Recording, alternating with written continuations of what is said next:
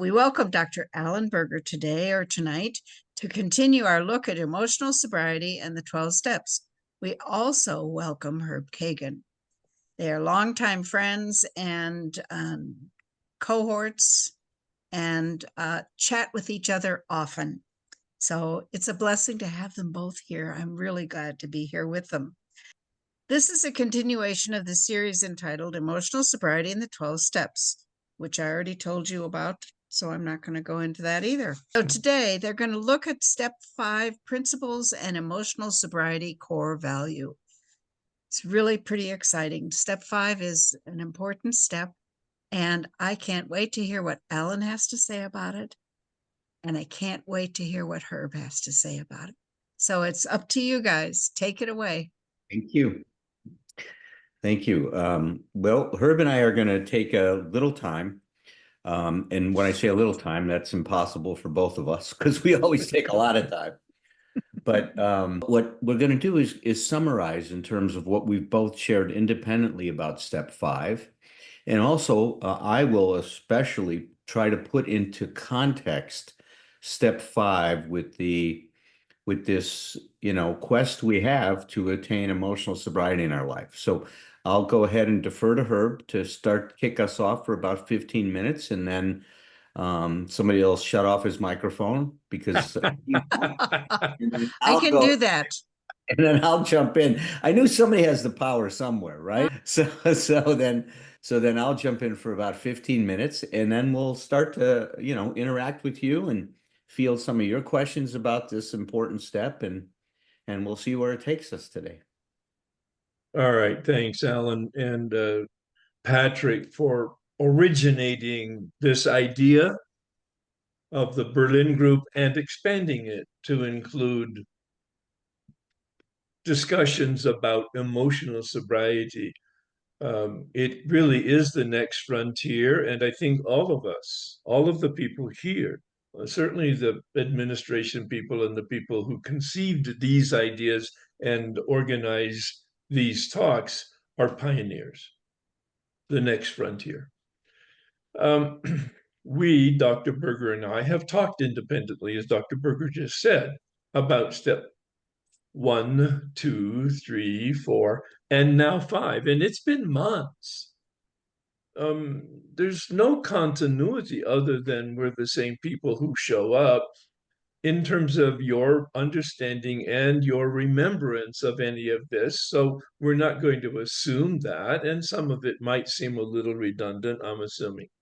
But let's really focus on what are we talking. We're not talking about steps here in the sense of a deep analytical approach to the application of the steps to our personal life. No, there's a different forum for that.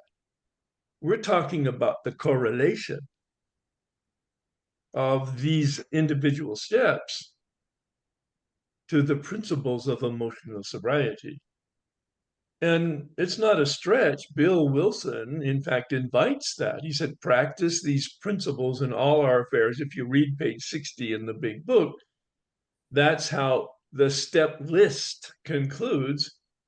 And in the context of his description, what he is saying is that there are principles in each of the steps. In fact, the word principle is a synonym for steps. Bill just doesn't like to use the same word in consecutive sentences. He's made it clear in other contexts.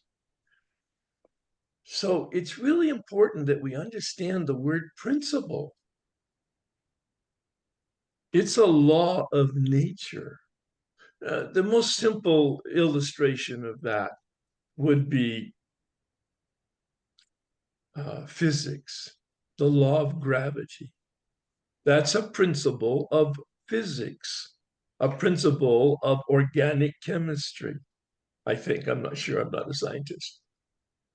The law of gravity, it's a law. It's incontrovertible. You can't discuss it, you can't argue about it. Gravity exists. It's immutable. It doesn't change. Weather, circumstances, people, the law, the principle of gravity doesn't change. It's non-negotiable. Gravity is just what it is, and it doesn't have any regard, the law of gravity, for what Herb wants or feels or needs or decides or thinks or knows or expects.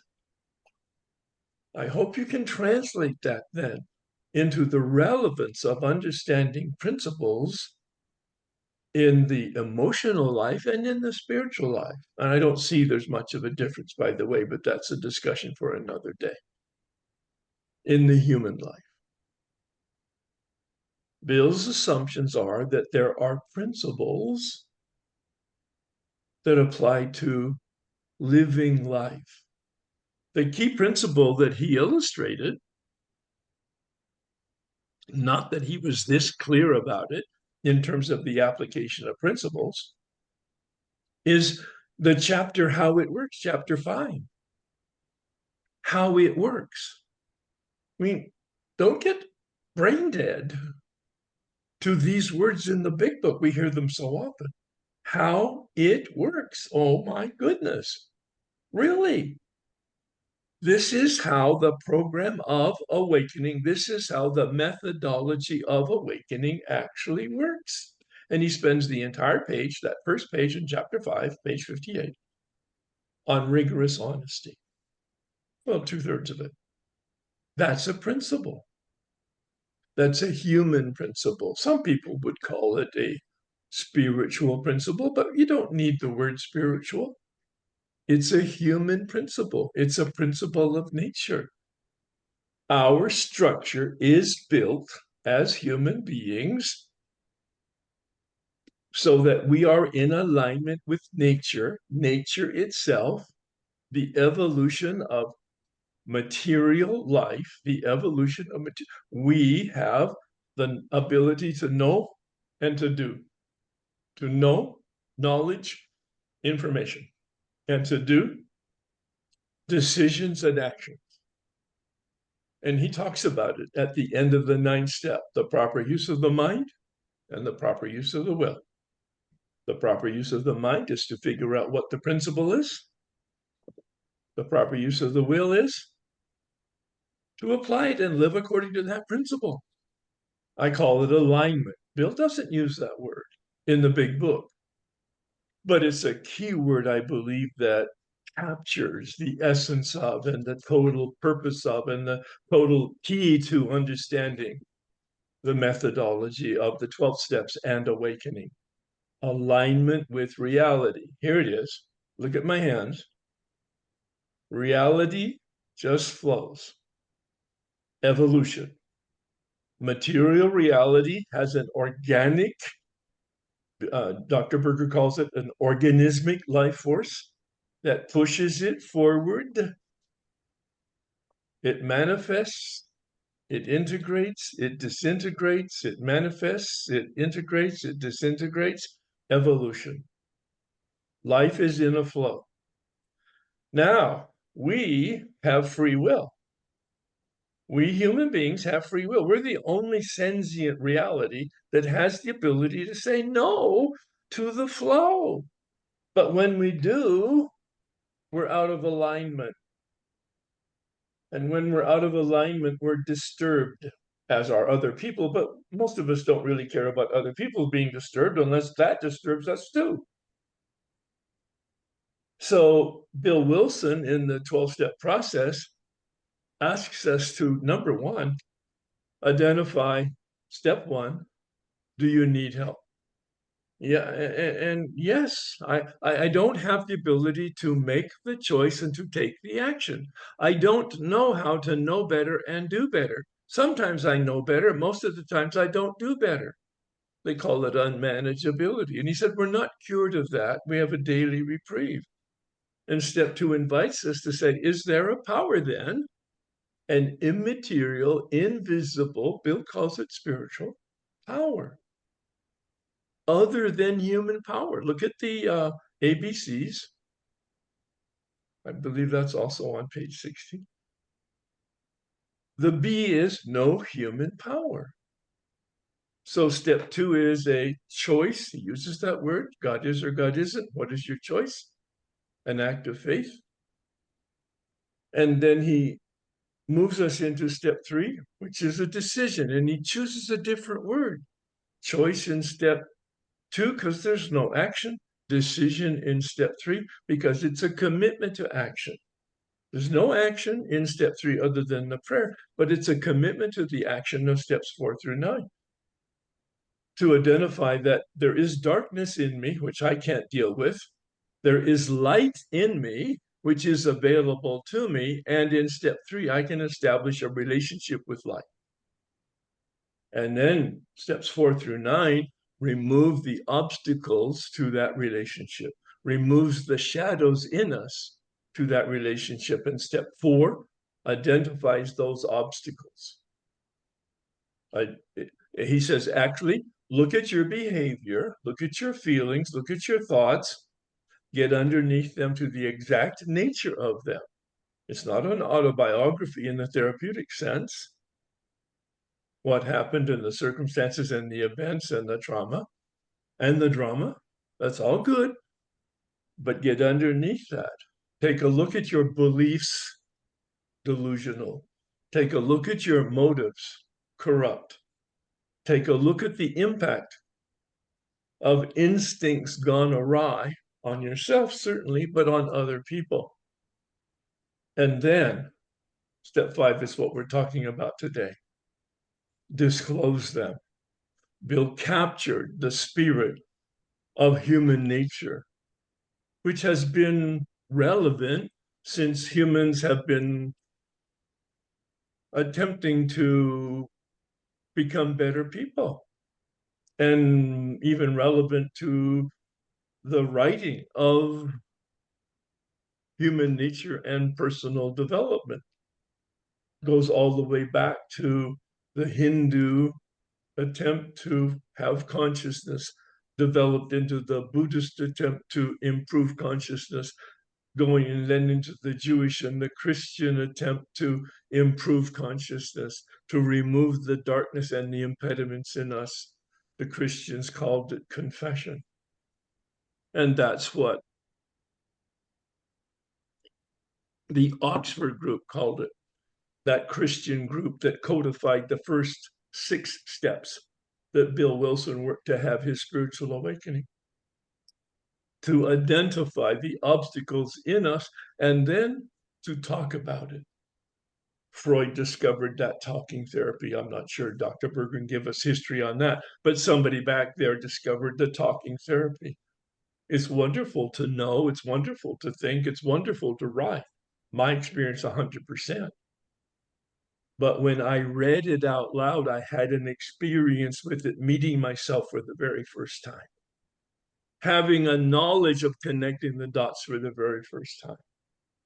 And that's what Bill asks us to do in step 5, to disclose all of what we wrote in the 4th step.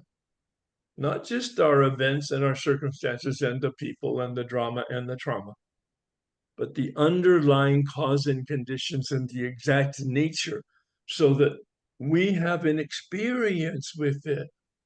The 4th step is the first step in writing, because we come to another level of experience of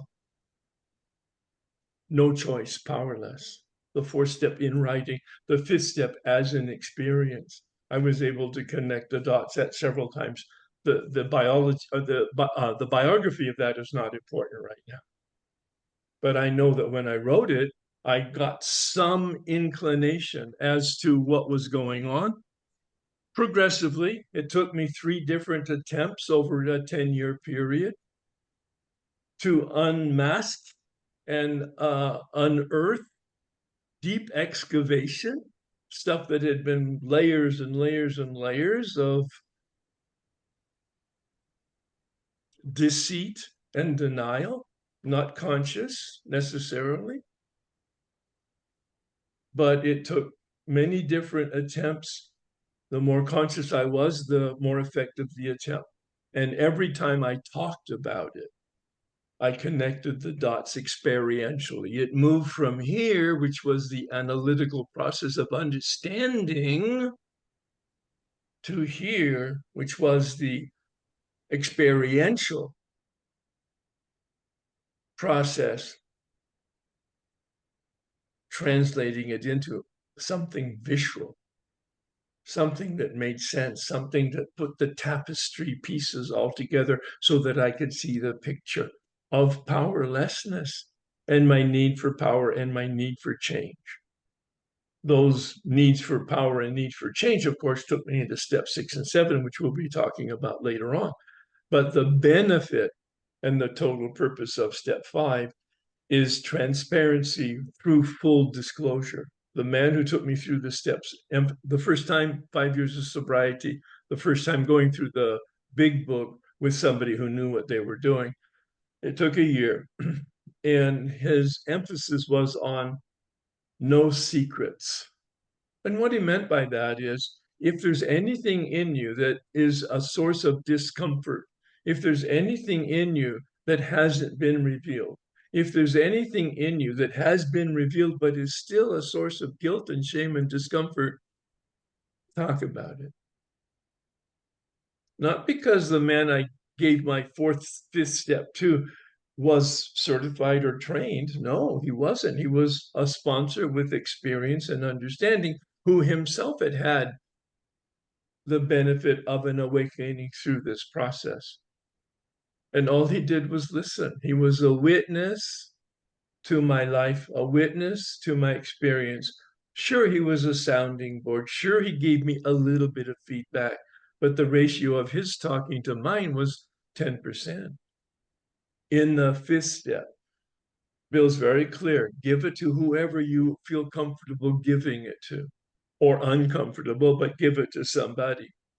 And you choose. The word sponsor was not in the big book because it wasn't in the culture at the time, 1939. It became part of the culture by 1953 when the 12 and 12 was printed, because in the 12 and 12, both sponsor and emotional sobriety are words that are used for the first time. 20 years Bill is sober when he's writing about sponsorship and emotional sobriety. Read the big book, pages 72 to 75, and very carefully, because it's really dense, but it's very clear and it's very specific as to how to do a 5th step. And then read his commentary in step 5 in the 12 and 12, because he's got 20 years of sobriety, looking back on his history and his experience, commenting on it. There are very few instructions, but there's a wonderful corollary and complementarity between the 12 and 12 and the big book. The key is transparency. For me, that's the virtue and or the principle of step 5. Full disclosure, transparency is the word that I'm using as the principle. Alan? Okay. Wow. There's so much to say about this, but I want to put it in the context of what's happening, right? So remember, see, it's interesting here. When you were talking about the darkness, I started to think is that, my God, that's so tied to sin. Oh, yeah. And one of the things that I've been moving away from lately is this idea that, is there an original goodness or an original evil in us that needs to be done away with?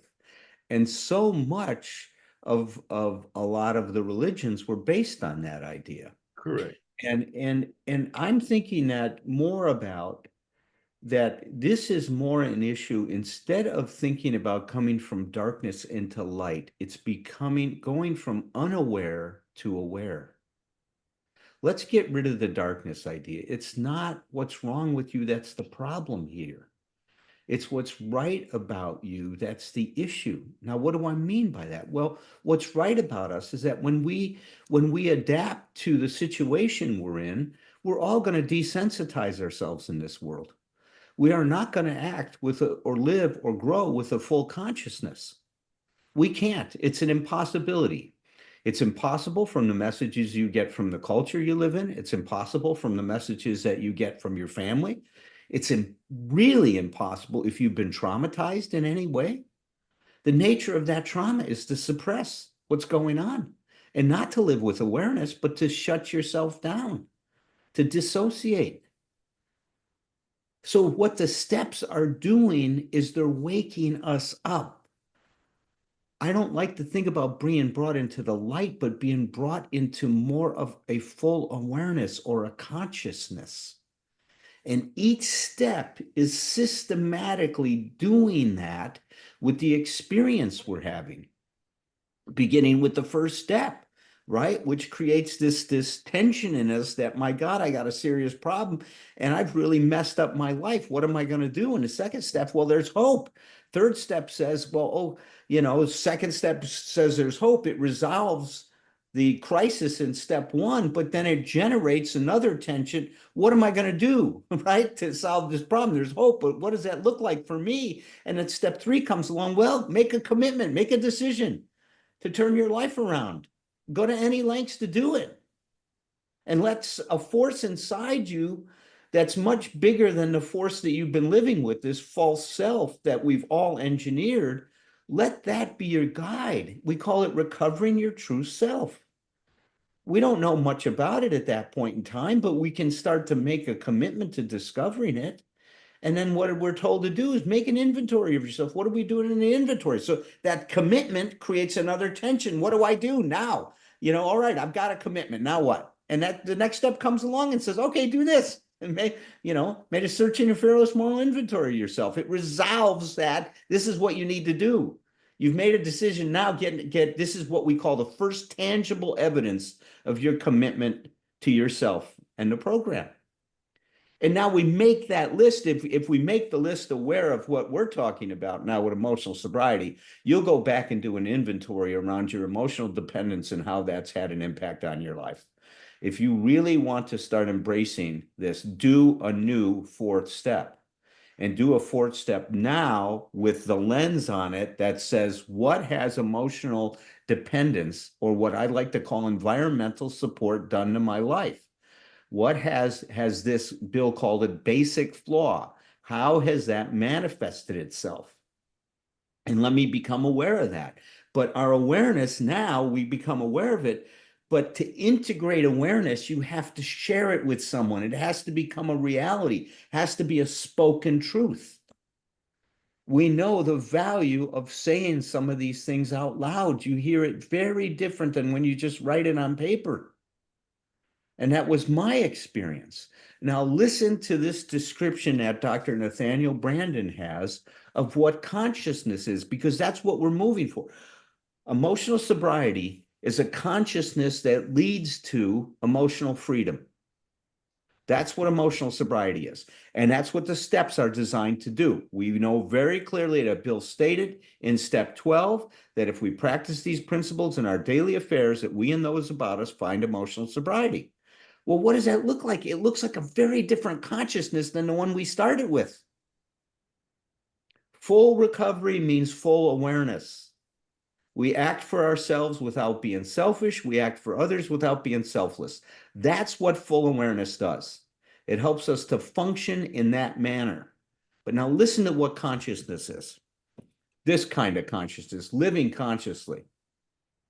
Living consciously is a state of being mentally active rather than passive. You see, when we're unaware and we're desensitized, all we can do is be reactive to the world, not proactive in the world. We do not feel, when we are unaware, like we are the determining force of our life.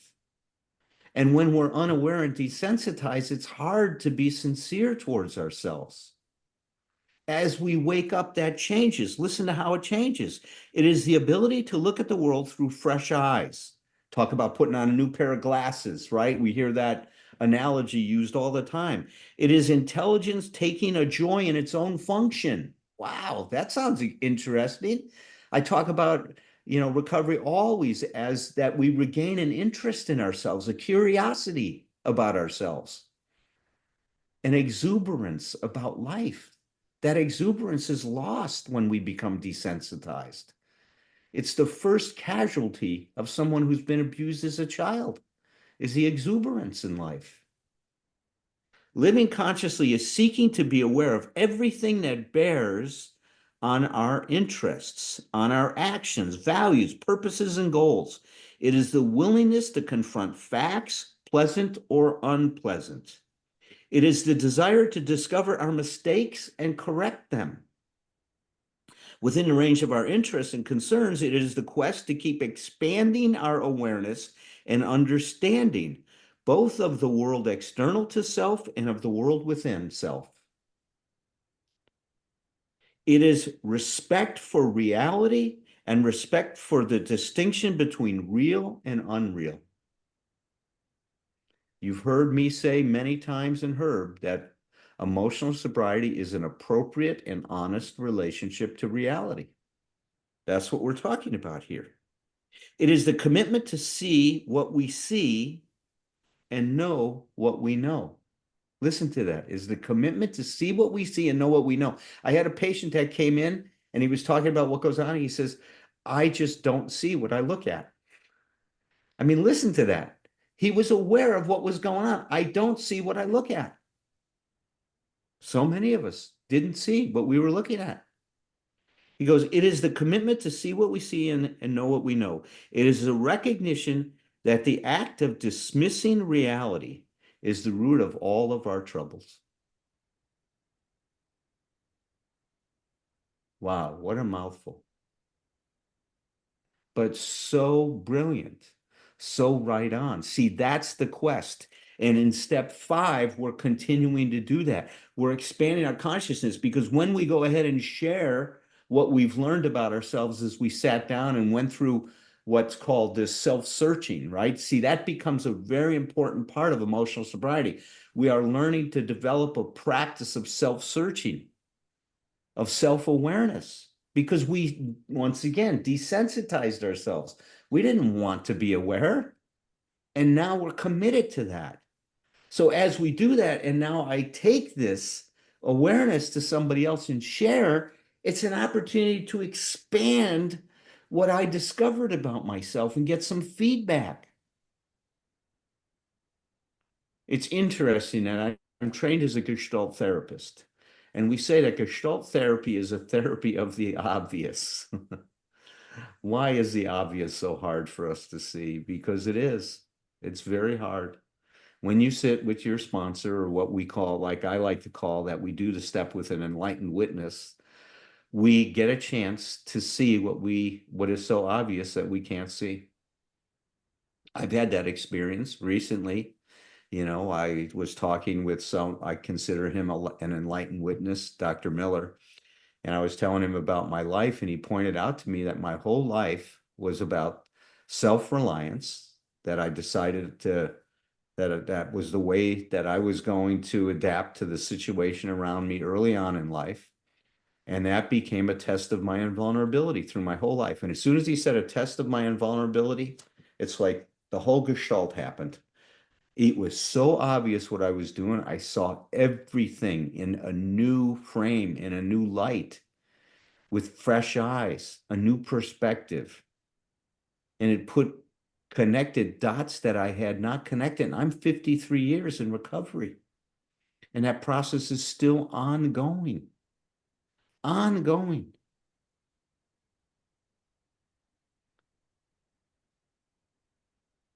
So did I do that in 15 minutes?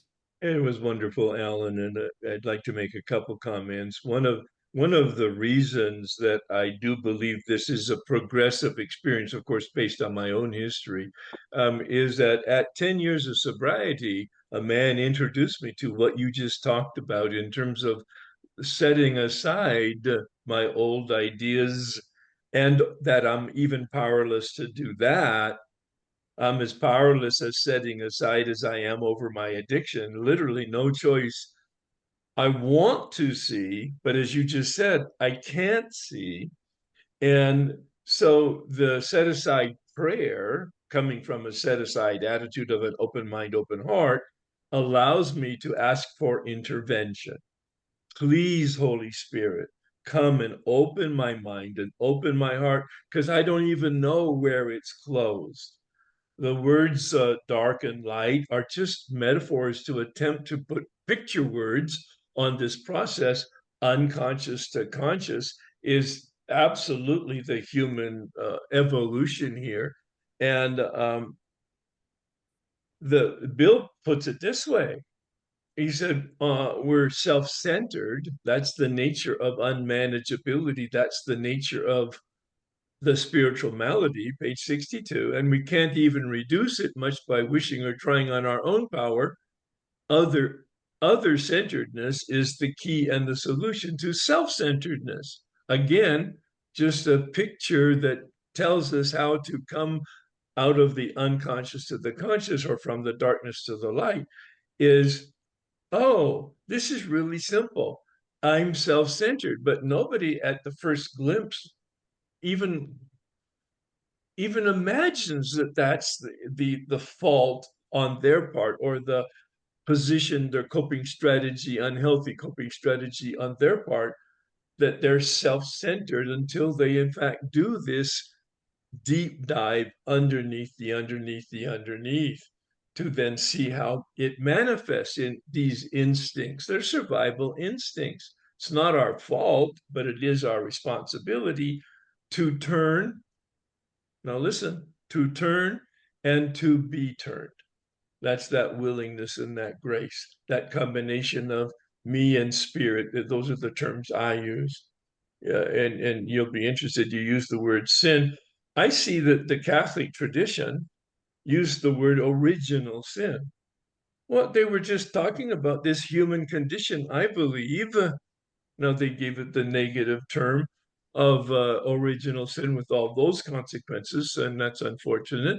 I think Bill Wilson's made it so practical and so approachable to identify what the problem is and then what the solution is. Oh, I need to turn and be turned to a relationship with life with a capital L, and then to contribute to life with a small l, steps 11 and 12.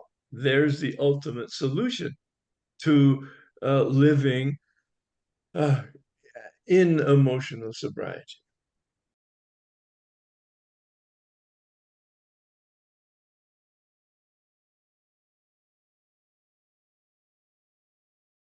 Really good question, and it's at the heart of the matter. There's the balance between being concerned about others in terms of truly helping, and or attempting to control them to live up to your story about them and yourself in life. So I do think you actually really do understand it very well. I think the way you articulated it is right on the money. When I am self-centered, I am the center of the world. When I am other-centered, I need to be the center of my world in relationship to other people, and with a real attitude of wanting to help where help is needed and or asked for. But I think you're very clear with it personally. Well, I'd like to put this in a context as follows, Katja. Being self-centered is a result of not growing up. See, we all start egocentric as infants. The child can only think about itself. The other is they're so fused with the other is that there's no differentiation between mother and child. Or everything that the child wants and thinks, he believes the mother is wanting and thinking too. If it thinks like that, it doesn't, but it's fused completely. That's an undifferentiated state. We all start that way. There's no question about it. It's all about us. I mean, you watch a child, it's all about them. They're not aware of or thinking about others. Eventually they start to, but starting out, we're all undifferentiated. If we have the right experiences growing up emotionally, there's a balance between being concerned with self and others. That balance between I and we is a natural development if there's a healthy child rearing practice going on and not a poisonous one. The child will develop with an awareness of self and others. They will have empathy. It's impossible to have empathy if I just think about myself. The problem is that sense of personal importance, or what Harry Tiebout says, is that the infantile grandiosity of the child persists into adulthood. That's the essence of our problem. We don't grow up. As you grow, you become aware of self and others. You strive for the balance that Herb was talking about a minute ago, right? But that only happens if you differentiate yourself. See, emotional sobriety is helping us grow up. It's addressing a developmental problem, not original sin. You're not, because you were self-centered. You were a kid. That's why you're self-centered. I was a kid. We were all self-centered. We all start that way. If we're met in the right way, we grow other parts of ourselves, but rarely do people get that. We grow up, and like Miguel Ruiz says, if you read the Four Agreements, he nails it, is that we make everything about us. And that's the root of our problem. You cannot be aware of and act for yourself, right, without being selfish if you don't have empathy. Love is empathic attending. It's the ability to tune in and be in relationship to the other person and aware of them at the same time you're aware of yourself. That balance has not been achieved by many of us at all. And if it is, it's fleeting oftentimes for us. When we get it, it goes away. So let's get rid of all the talk of pathology and what's wrong with us. Let's start growing up. Let's start learning. And Bill really put it in his language of the day, and our language has developed over time. But in step 6, he said, this is the step that separates the boys from the men. Today's language would be, this is the step 6 and 7 that brings the child to the adult. And it's a rite of passage that Alan was just talking about, from the child of self-centered to the adult of a balanced reciprocal relationship. Yeah, exactly.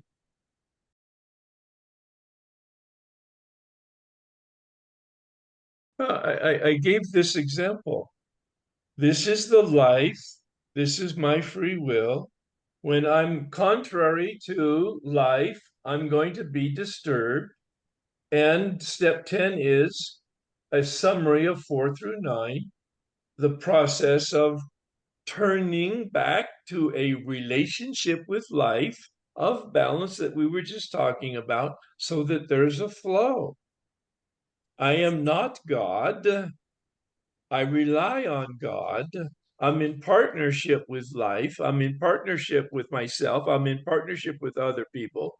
And Bill really stresses that partnership concept, which is just beautiful. Alan? Yeah, boy, there's so much to say about that, right? Is that, he goes, if, and at step 10, he talks about this in the 12 and 12, because the 12 and 12 was written many, many years after the initial experiences in recovery, and really is in many ways, talking about emotional sobriety. In fact, one of the things that we might be doing in our Thursday night workshop is going through the 12 and 12 and extracting from each step what builds references to emotional sobriety and how this step is working in that direction. And that'll probably be what we'll do after we finish with my book. But let me say this about it. When he says it's a spiritual axiom that every time I'm disturbed, no matter the cause, there's something wrong with us. I dumped the phrase wrong. I think there's too much shaming that goes on in the program. Let's think of it as there's something off with us. Well, what is off with us? What's off? Right? We have character defaults, not defects. You're not defective.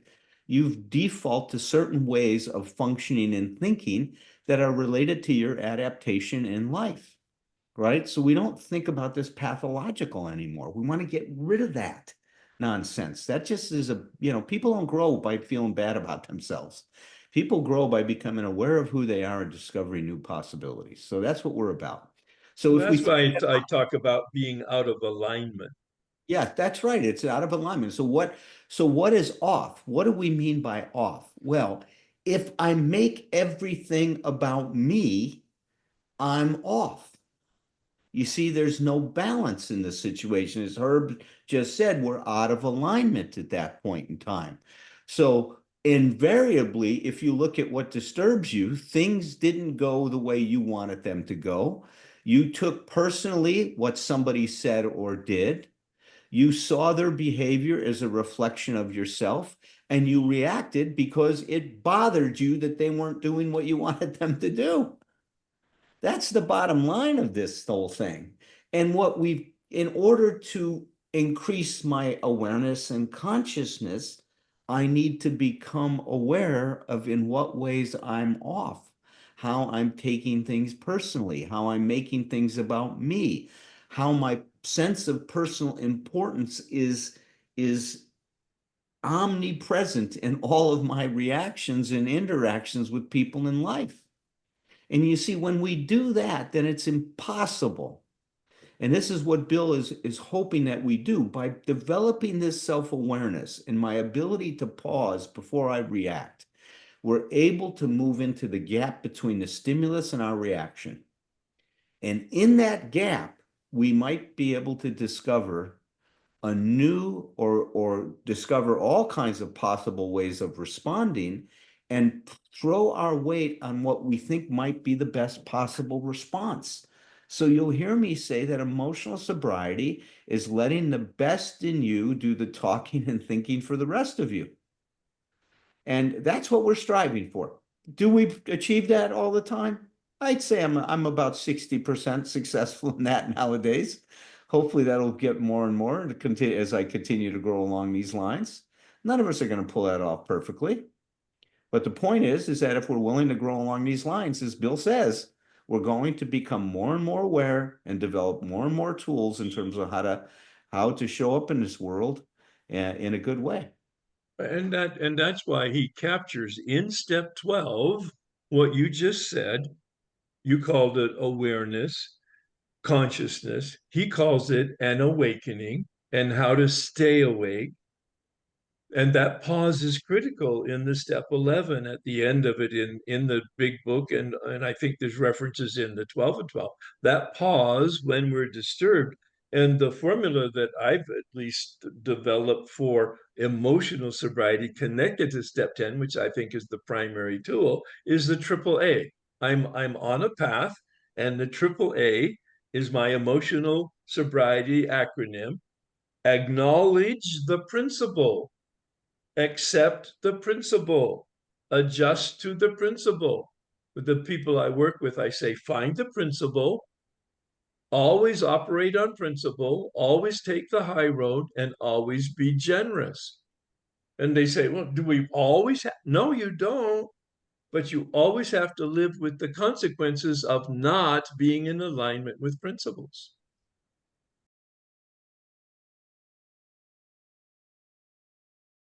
Starting point is to get rid of the word selfish, forget about it. Okay.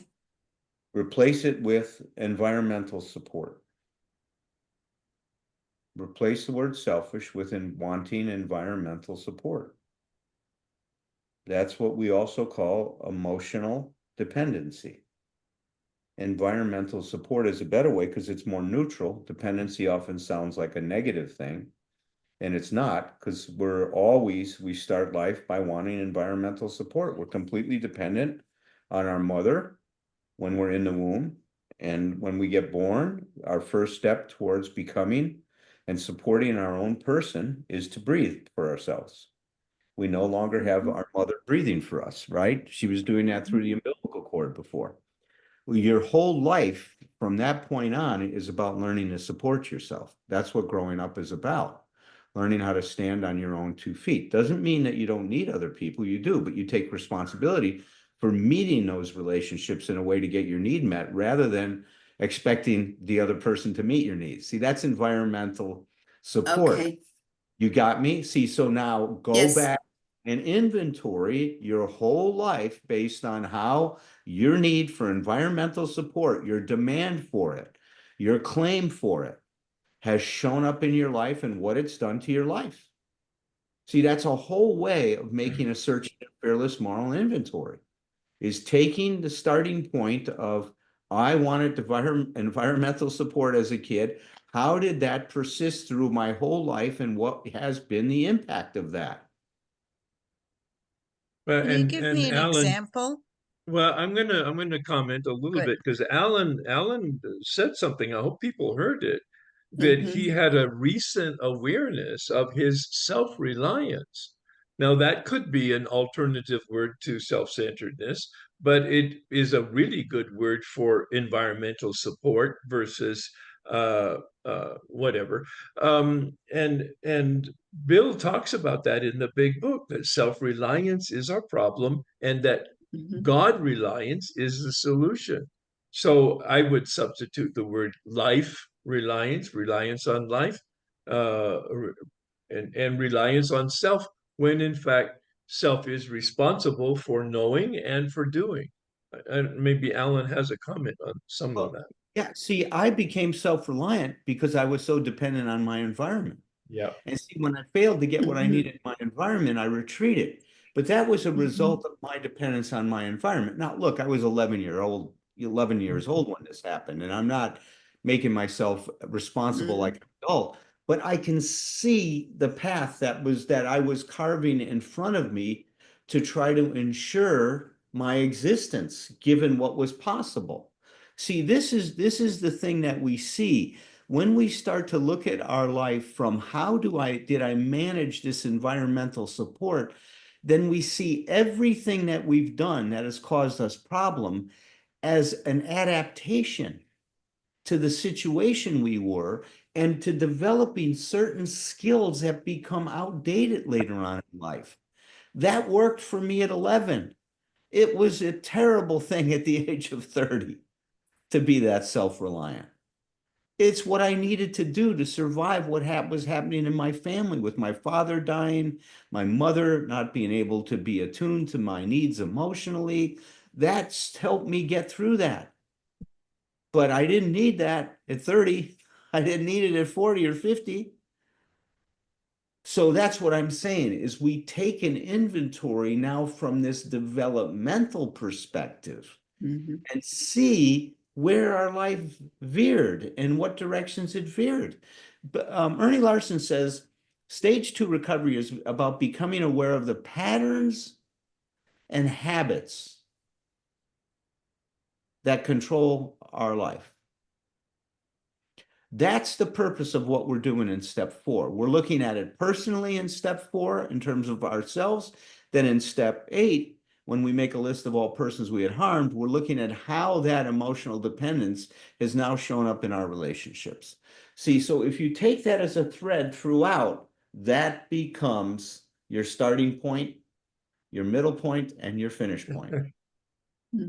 And for me, the step 4 cracked the code in 2 ways: a progressive awareness, number 1, of beliefs that I had, the story that I had adopted for this, whatever support I needed, the story I had, the beliefs, and then the motives. It was a separate awareness and intuition and awakening, epiphany, if you will, that all my motives were based on me and my self-aggrandizement.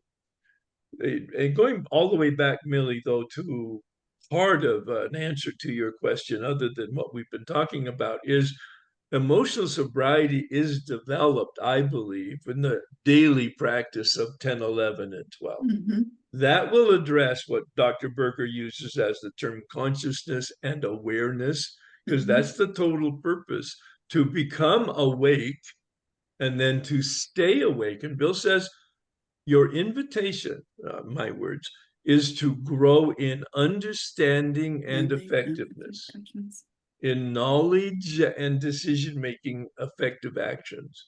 That turning from a motive of environmental support to personal support deep down inside of myself, the life force and me, the herb force, combined in partnership to deal with life in a balanced way.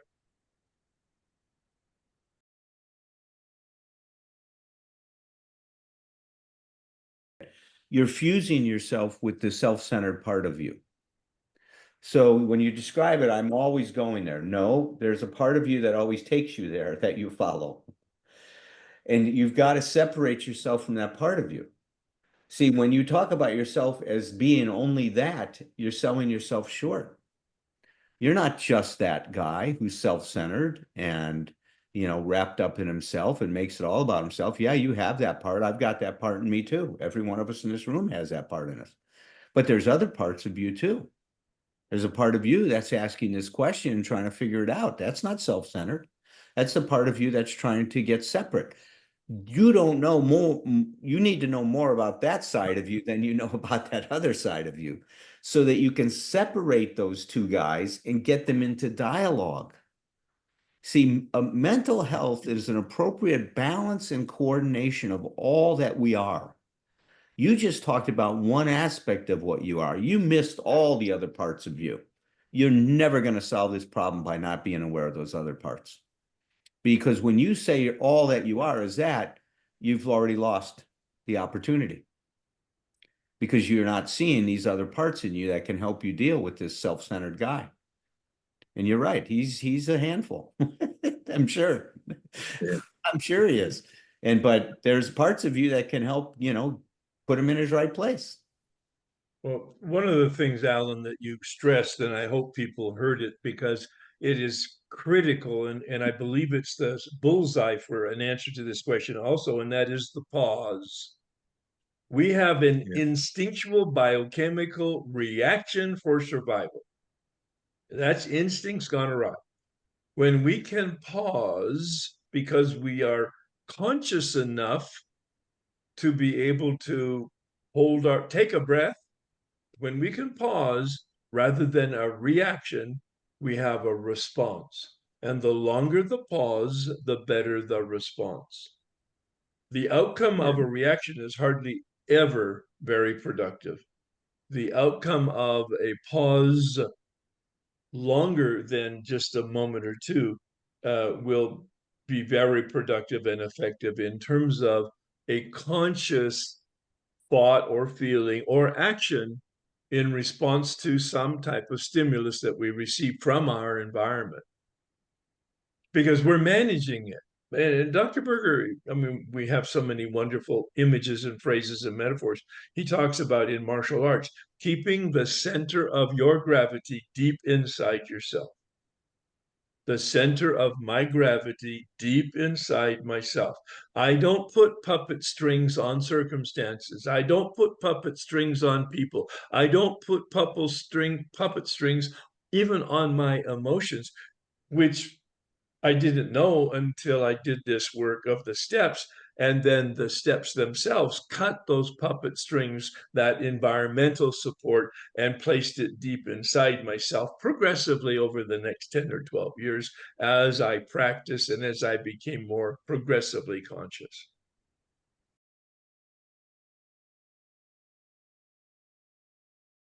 Look, that's part of what emotional sobriety is, to become aware of that you have what you have done to protect yourself.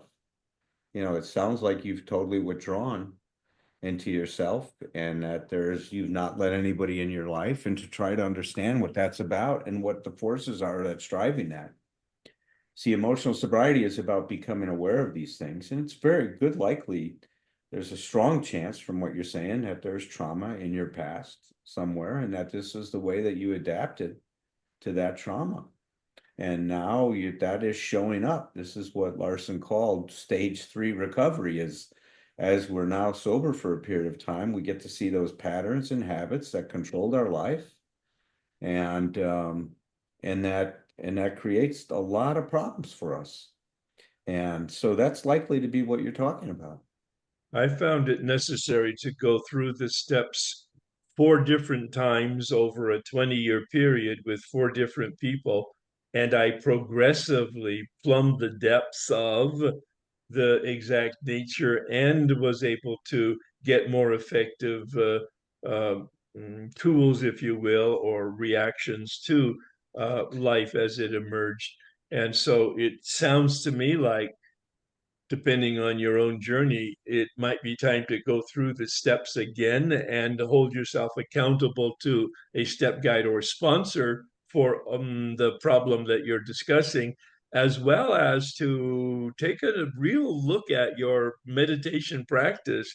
Because if, in fact, you have a solid and daily meditation practice, you will be growing in consciousness and ability to know at least what the course of actions are, or the healthy questions are that you can ask in your community and or your fellowship.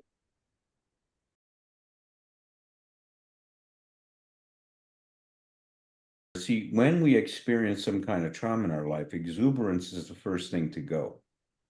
What we say is that the child has to go through a period of self-renunciation to deal with the trauma that's occurring, to deal with the poisoned child rearing that they're experiencing. So the child ends up renouncing themselves. And when we say you renounce yourself, it means that you shut off your exuberance for life. See, that's the first casualty, because if you didn't, you'd be too sensitive all the time. You'd be even hurt more than what's going on. So you have to desensitize yourself. And that's what we do to desensitize ourselves. Unfortunately, it's a very sad thing. Now, I've seen a lot of people recover that exuberance in life, like even yours truly, Mr. Herb Kaighan. I mean, you know, his exuberance was taken out of him at some point in time in life. Mine was as well, with some of the stuff I went through.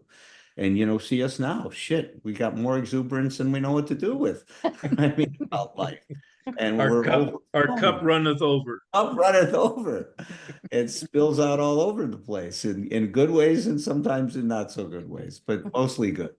But see, that's the price. You know, that's the big casualty we all suffer. If you successfully digest the traumatic experience, what we say happens is you experience post-traumatic growth. And part of what that post-traumatic growth looks like is a recovery of your exuberance, your recovery of your joy for life. Yeah. And wanting to live it intensely and fully. And it's a remarkable thing that happens. Read chapter 12 or step 12 in the 12 and 12. I was struck this year by it. I read it annually, so it's my 40th reading, but this is the first time it made such an impression. The phrase in step 12, in the 12 and 12, the joy of living. That's an alternative word to exuberance, the joy of living.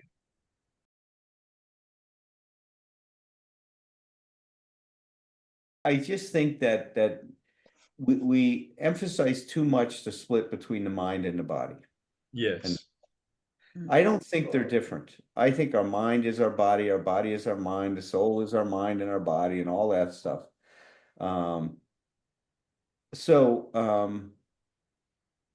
That's what comes to mind here, is that you can't separate these things out. You know, that as we make changes, I mean, the big thing that told us this, there was a huge depression study in the United States, sponsored by the National Institute of Mental Health. And they looked at biological interventions for depression. They looked at psychological interventions, and then they looked at a combination of both. Well, if depression was truly just biological, you wouldn't be able to change it with a psychological intervention, would you? Right? It would be impossible, right? Just like diabetes, right? You can't change that by talking to a person and lowering their blood sugar. You're going to have to intervene some way biologically to help that individual. So if something was completely 100%, the study would have found that only the biological interventions worked and the psychological and the ones that had a combination of both didn't. This is what the study found. Every approach had an impact, and the same impact on helping with depression. Biological interventions worked faster than anyone, than the psychological interventions. It took longer because psychotherapy is a process of unfolding, learning new perspectives, skills, and stuff like that for the people to become less depressed. But here's the difference. When they stopped the medication, when people went off their medication, they got depressed again. The number of people that went back into depression or relapse, we would say, was so much higher than the group that was in psychotherapy alone. Now, the group that had psychotherapy and antidepressants did very well. Yeah. Because you've got to learn some skills. It's not just taking away the depression, but getting at the underlying cause. The analogy to our recovery is striking to me. If we don't dig into right? And deal with the causes and conditions, we never get to the second half of our first step, right? Which is dealing with the causes and conditions. We don't have what Larson calls full recovery. Herb and I called optimal recovery, optimal living. You don't get to that place until you deal with some of these other issues. So Yeah. the rest of that is beyond my pay grade in terms of the microenvironment on the inside. And I mean, but I hope my conversation has something to do with it. What I see in a lot of people is, number one, they have to get a healthy concept of a higher power, and they also have to get a bigger concept of a higher power. Most people's gods are too small. It's God in the box.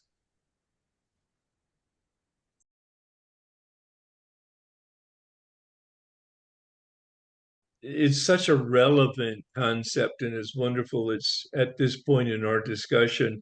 That was the shocking realization as I was going through the steps for the first time when I was 48 or 50 years old. I was going through the steps with somebody who was really competent, and I saw revealed into me a translation of that selfishness, self-centered that Bill uses in the big book. At the same time, I was in therapy with Dr. Berger, which I do recommend therapy in connection with the step work at some point. It's a powerful formula for becoming very clear and objective about your motives and about life and reality. And he just smiled. And I don't know whether he remembers the day, but he went over to his DSM and he photocopied a page from it on the personality disorder of narcissism, and there's 9 characteristics. And I hadn't mentioned narcissism because I was unaware of it, but I mentioned it in the context of how I was discovering the manifestation of my self-centeredness in my 4th step. And he said, here, and I think he said this, I don't know whether this is true, I never let facts get in the way of a good story, but he said this characteristic list of 9 signs of narcissism in the DSM has only one missing feature. And I said, what's that? He said, your picture. I don't know whether that's true or not, but it sure makes a great story. So I think that looking up those 9 characteristics, it may or may not be that a person has the personality disorders, but it sure puts some light on some aspects of self-centeredness, meaning looking at much more toward self-reliance and or environmental support, dependency, than is clear in the big book reading or the 12 and 12. Alan, do you have a comment on that? Well, listen, emotional sobriety is learning how to deal with life on life's terms and not expecting people to change in order for us to be okay, right? It's a consciousness that says, I'm okay even if somebody is quote unquote narcissistic. Once again, we all are. So, it's more an issue of what you need to do to deal with the situation that you're confronting with your mom. And so I wouldn't be so focused on her pathology, even though it helps to become aware of what that is. Yeah. More important to figure out what you can do to hold on to yourself and not get lost in the relationship. See, that's the issue here. And there are ways to do that. You don't have to be overly influenced by what other people are doing. The way that Don Miguel Ruiz says it, he says, if we understand that what other people do is because of who they are, not who we are, then it makes no sense to be upset with them about how they're behaving because none of what they're doing says anything about us. Yeah.